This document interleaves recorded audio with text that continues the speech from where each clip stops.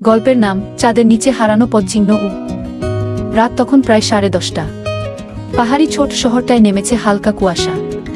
চারদিকে জোনাকি আর আকাশে একটা নিঃসঙ্গ চাঁদ। ওই পাহাড়ের নিচেই পুরনো কাঠের কটেজে একা থাকে নয়না। শহর থেকে এসে এখানে ছবি আঁকতে ভালোবাসে সে। সেদিন হঠাৎ দরজায় কড়া পড়ে। দরজা খুলে নয়না অবাক, সামনে দাঁড়িয়ে একজন অচেনা ছেলে, ভিজে কাপড়ে, চোখে অদ্ভুত শান্ত চাহনি। আমি পথ হারিয়েছি, ছেলেটা বলে। রাতটা কি এখানে থাকতে পারি? নয়না কিছুক্ষণ চেয়ে থেকে মাথা নাড়ে, ভিতরে আসো।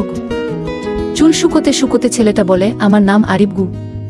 তার কণ্ঠে এমন কিছু ছিল যেন পুরনো কোনো স্মৃতির গন্ধ। নয়নার মনে হচ্ছিল কোথায় যেন আগে শুনেছে এই কণ্ঠ। রাতটা তারা কাটায় গল্প করতে করতে। আরিফ বলে, চাঁদটা আজ অদ্ভুত সুন্দর, তাই না? নয়না হেসে বলে, চাঁদ সবসময় সুন্দর, কিন্তু আজ জানি না কেন একটু রহস্যময় লাগছে গু। সকালে নয়না ঘুম ভেঙে দেখে আরিফ নেই। কেবল জানালার পাশে পড়ে আছে একটা পুরনো পেন্ডেন্ট, তাতে খোদাই করা কি নেয়। নয়না হতভম্ব।